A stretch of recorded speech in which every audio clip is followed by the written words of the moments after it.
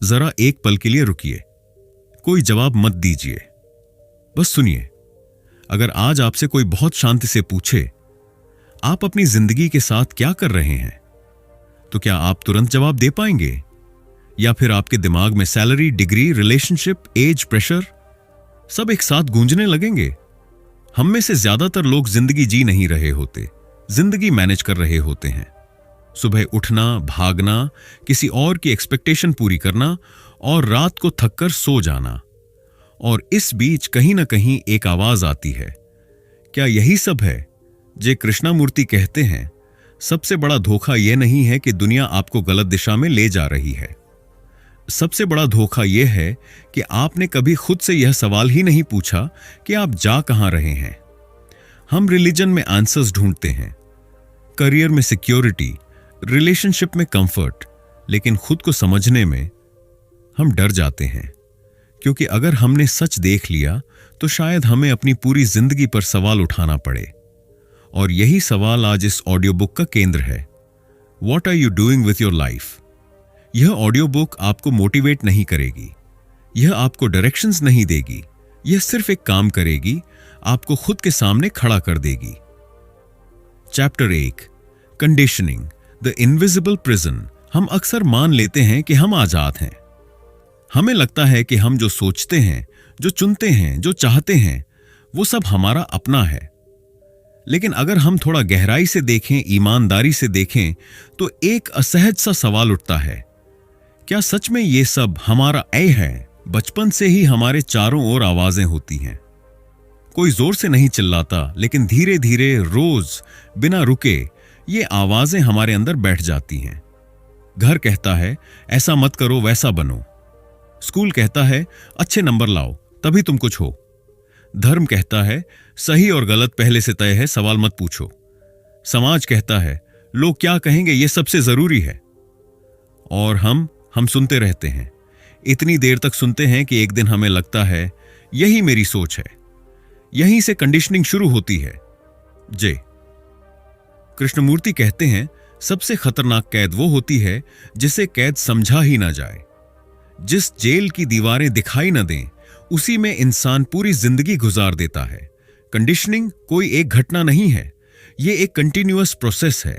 हर तारीफ, हर डांट, हर तुलना, हर तुम ऐसे ही हो, हर तुम्हें ऐसा ही बनना चाहिए, धीरे धीरे हमारे दिमाग में शेप ले लेता है। फिर एक दिन हम एम्बिशन को अपना सपना समझ लेते हैं, कंपटीशन को ग्रोथ, फियर को रिस्पॉन्सिबिलिटी। हम कहते हैं, मुझे यही चाहिए। लेकिन कृष्णमूर्ति पूछते हैं, क्या आपने कभी खुद से यह पूछा कि आपको यह क्यों चाहिए? क्या आप इंजीनियर बनना चाहते थे, या आपने देखा कि सोसाइटी इंजीनियर्स को रिस्पेक्ट देती है? क्या आप सक्सेसफुल होना चाहते हैं, या आप फेलियर कहलाने से डरते हैं? अक्सर जो हम चॉइस कहते हैं, वो चॉइस नहीं होती, वो कंडीशन्ड रिएक्शन होती है। हम वही चाहते हैं जो हमने दूसरों को चाहते हुए देखा है। हम वही डरते हैं जिससे सब डरते आए हैं। हम वही सफलता मानते हैं जिसे समाज ने सक्सेस का नाम दे दिया है। और सबसे दुखद बात यह है कि हमें यह सब नॉर्मल लगता है। कृष्णमूर्ति कहते हैं, जब पूरा समाज बीमार हो तो बीमारी नॉर्मल लगने लगती है। हम अपनी जिंदगी को कंपेयर करके जीते हैं। हम अपनी वर्थ दूसरों की आंखों से नापते हैं और फिर कहते हैं, मैं फ्री हूं।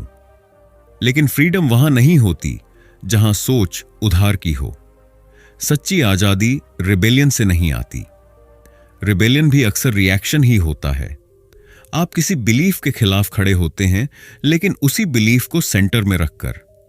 फ्रीडम तब शुरू होती है जब आप बिना डर यह देख पाते हैं कि आपकी सोच कहां से आई है। कृष्णमूर्ति अवेयरनेस की बात करते हैं, ऐसी अवेयरनेस जो जज नहीं करती, जो सुधारने नहीं दौड़ती, जो बस देखती है। जब आप अपने विचारों को ऑब्जर्व करते हैं तो आपको दिखने लगता है कि कितनी बातें आप ऑटोमेटिक तरीके से सोचते हैं, कितनी रिएक्शंस बिना आपकी परमिशन के होती हैं। और उसी देखने में कंडीशनिंग ढीली पड़ने लगती है। आप अचानक स्पेशल नहीं बन जाते, आप एनलाइटेंड नहीं हो जाते, लेकिन आप ईमानदार हो जाते हैं। आप देख पाते हैं कि ये डर मेरा नहीं है, ये एम्बिशन सीखा हुआ है, ये गिल्ट डाली गई चीज है, और जिस दिन आप यह देख लेते हैं उसी दिन पहली बार आपकी जिंदगी आपकी होने लगती है। कृष्णमूर्ति कहते हैं, ट्रूथ कोई डेस्टिनेशन नहीं है, ट्रूथ देखने की अवस्था है। कंडीशनिंग तब टूटती है जब आप उसे तोड़ने की कोशिश नहीं करते, बल्कि उसे पूरी क्लैरिटी से देखते हैं। और शायद यही असली शुरुआत है, क्योंकि जब जेल दिखने लगती है तो बाहर निकलने की उम्मीद भी उसी पल जन्म लेती है। चैप्टर 2, डर, छिपी हुई नियंत्रक। डर को हम अक्सर एक छोटी सी चीज मान लेते हैं। हमें लगता है डर तो बस फेलियर से होता है या किसी बड़े नुकसान से। लेकिन अगर आप ईमानदारी से अपने भीतर झांकें तो आपको दिखेगा डर बहुत गहरा है, बहुत पुराना है और बहुत चुपचाप हमारी जिंदगी को चला रहा है। हम अकेले पड़ जाने से डरते हैं, इसलिए भीड़ का हिस्सा बने रहते हैं, भले ही वह भीड़ हमें समझती ना हो। हम गलत साबित हो जाने से डरते हैं, इसलिए सच बोलने से पहले 100 बार सोचते हैं। हम सोसाइटी से अलग हो जाने से डरते हैं, इसलिए वही करते हैं जो सब कर रहे होते हैं। और धीरे धीरे हम यह मान लेते हैं कि ये हमारे फैसले हैं। लेकिन कृष्णमूर्ति कहते हैं, जहां डर होता है वहां क्लैरिटी नहीं हो सकती, और जहां क्लैरिटी नहीं होती वहां इंटेलिजेंस भी नहीं होती। डर हमें सोचने नहीं देता, डर हमें देखने नहीं देता, डर हमें वर्तमान में रहने नहीं देता, डर हमेशा फ्यूचर में रहता है। अगर ऐसा हो गया तो, अगर मैं असफल हो गया तो, अगर लोग मुझे रिजेक्ट कर देंगे तो, हमारा दिमाग लगातार आने वाले कल में भागता रहता है और आज को खो देता है। कृष्णमूर्ति डर को दुश्मन नहीं मानते। वो कहते हैं, डर से लड़ना भी डर का ही एक रूप है। जब आप डर से लड़ते हैं तो आप उसे और ताकत देते हैं। आप कहते हैं, तुम नहीं होने चाहिए, और वही रेजिस्टेंस डर को जिंदा रखता है। हम अक्सर खुद से कहते हैं, मुझे डर नहीं लगना चाहिए, लेकिन यह कहना डर को समझना नहीं है, यह सिर्फ उसे दबाना है। और जो डर दबा दिया जाता है वह कहीं ना कहीं और ज्यादा खतरनाक रूप में वापस आता है। कृष्णमूर्ति ऑब्जर्व करने की बात करते हैं, ऐसी ऑब्जर्वेशन जो एनालिसिस नहीं करती, जो जस्टिफिकेशन नहीं ढूंढती, जो एक्सक्यूज नहीं बनाती, सिर्फ देखती है। जब डर आता है तो हम तुरंत कुछ करने लगते हैं, खुद को डिस्ट्रैक्ट करते हैं, खुद को बिजी रखते हैं या खुद को स्ट्रांग साबित करने लगते हैं।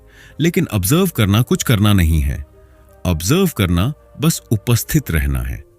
जब आप डर को बिना भागे देखते हैं तो आप पहली बार उससे अलग नहीं होते, आप उसे महसूस करते हैं, दिल की धड़कन में, सांस की गति में, शरीर की टाइटनेस में, और उसी पूरी अटेंशन में डर बदलने लगता है। आप पाएंगे कि डर को ठोस चीज नहीं है, वो एक मूवमेंट है। एक थॉट से शुरू होकर शरीर में सेंसेशन बन जाता है और फिर एक कहानी रच देता है। जब आप कहानी में नहीं जाते, जब आप सिर्फ मूवमेंट देखते हैं, तो डर धीरे धीरे अपनी पकड़ खो देता है। कृष्णमूर्ति कहते हैं, डर का अंत करेज से नहीं होता, डर का अंत अंडरस्टैंडिंग से होता है। करेज भी अक्सर डर की रिएक्शन होती है, लेकिन अंडरस्टैंडिंग डर को जड़ से देखती है। और जब डर डिसॉल्व होता है तो कोई एक्स्ट्राऑर्डिनरी अनुभव नहीं होता, कोई फायरवर्क्स नहीं, कोई विक्ट्री फीलिंग नहीं, बस एक गहरी शांति होती है, एक क्लैरिटी। उस क्लैरिटी में आप किसी को इंप्रेस करने की कोशिश नहीं करते, आप किसी रोल में फिट होने की कोशिश नहीं करते, आप बस वही होते हैं जो आप हैं। और शायद यही असली इंटेलिजेंस है, वो इंटेलिजेंस जो डर से पैदा नहीं होती, जो फियर से ड्रिवन नहीं होती, जो फ्रीडम से जन्म लेती है।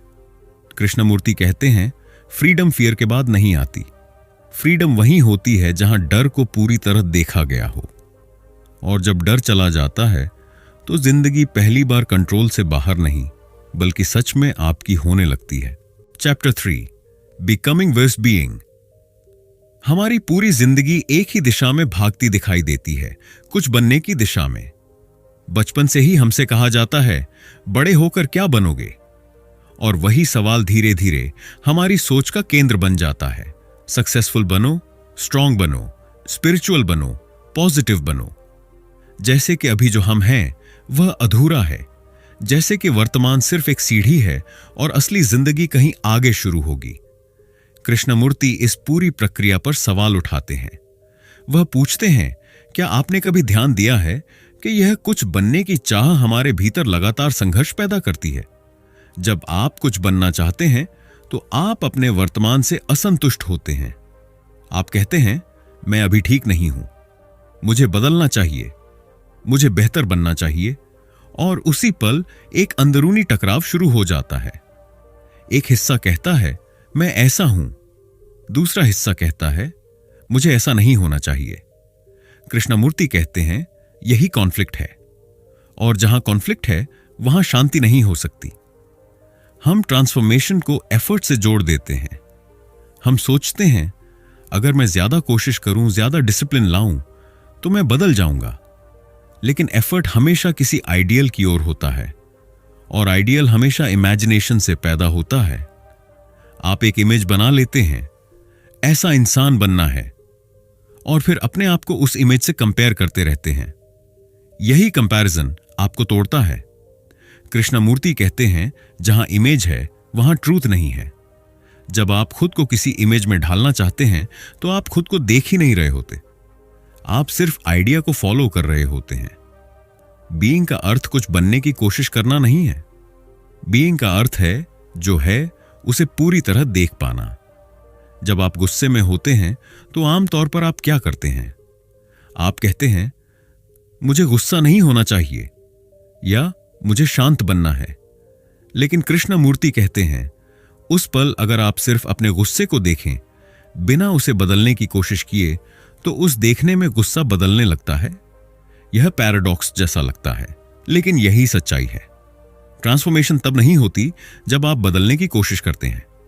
ट्रांसफॉर्मेशन तब होती है जब आप साफ साफ देखते हैं कि आप क्या हैं।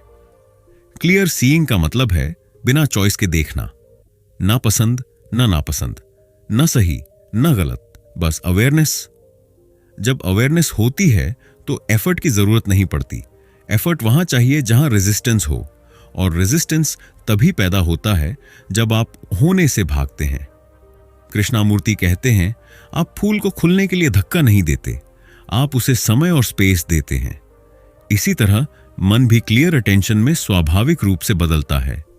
जब आप बीइंग में होते हैं तो आप फ्यूचर के लिए जीना बंद कर देते हैं। आप अभी में पूरी तरह उपस्थित होते हैं, और उसी प्रेजेंस में जीवन में एक अलग तरह की गहराई आती है। कोई गोल नहीं, कोई बनने की जल्दी नहीं, कोई खुद से लड़ाई नहीं, सिर्फ जो है उसे पूरी तरह देखना। और शायद यही असली फ्रीडम है, क्योंकि जिस पल आप कुछ बनने की दौड़ से बाहर आते हैं, उसी पल जिंदगी पहली बार सच में शुरू होती है। Chapter 4, relationship as a mirror. हम अक्सर रिलेशनशिप्स में एक चीज ढूंढते हैं, सिक्योरिटी। कोई ऐसा हो जो हमारे साथ रहे, जो हमें समझे, जो हमें अकेला महसूस न होने दे।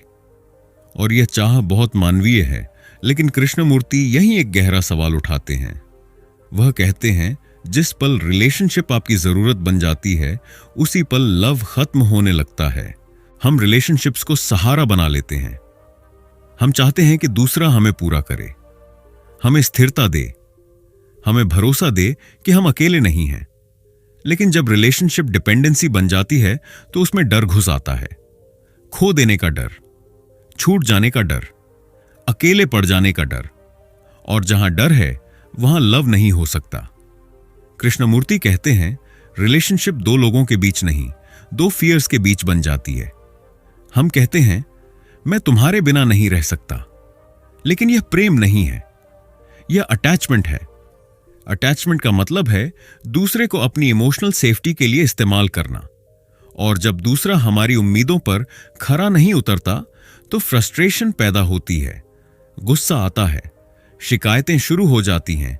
हम चाहते हैं कि दूसरा बदले, हम चाहते हैं कि वह वैसा बने जैसा हमें चाहिए।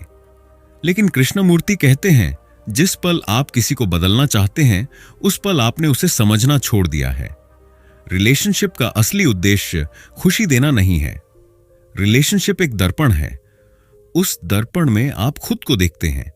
जेलसी उठती है तो वह दूसरे की वजह से नहीं, आपके भीतर की इनसिक्योरिटी की वजह से है।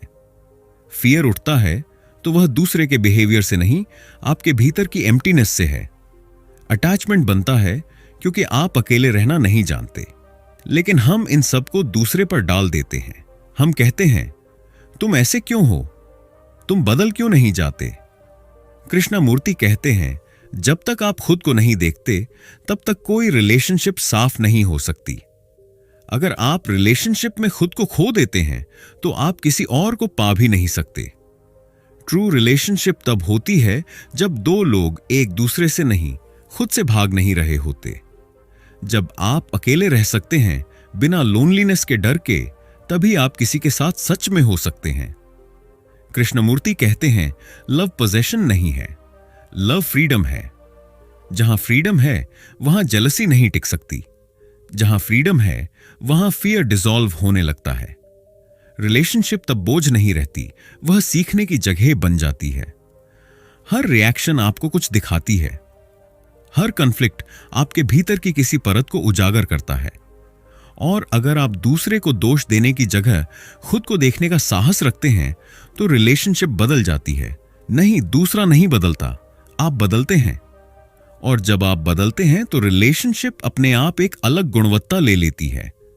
कृष्णमूर्ति कहते हैं, रिलेशनशिप में सच्चाई तभी आती है जब आप एक्सपेक्टेशंस छोड़ देते हैं, जब आप सामने वाले को वो बनने देते हैं जो वह है और खुद को वो देखने देते हैं जो आप हैं।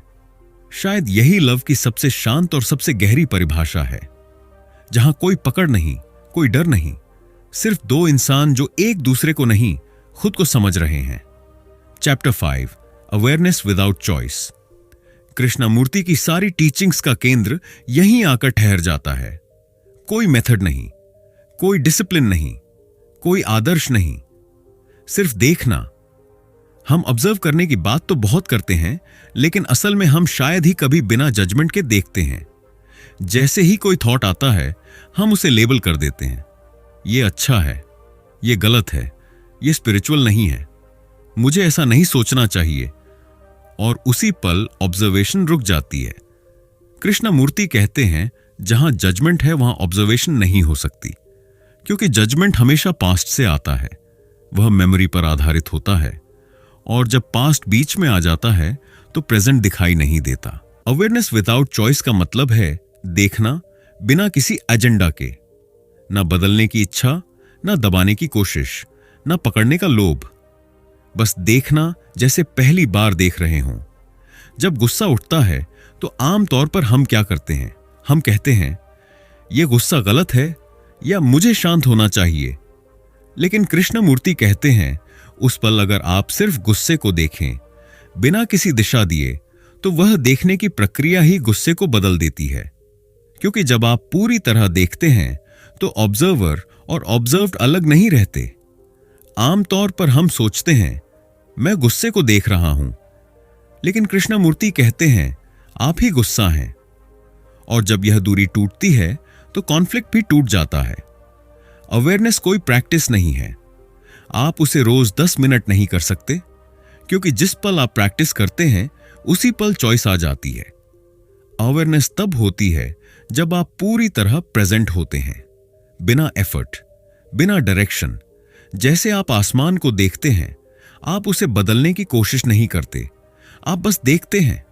उसी तरह जब आप अपने मन को देखते हैं तो उसमें एक नेचुरल ऑर्डर आने लगता है।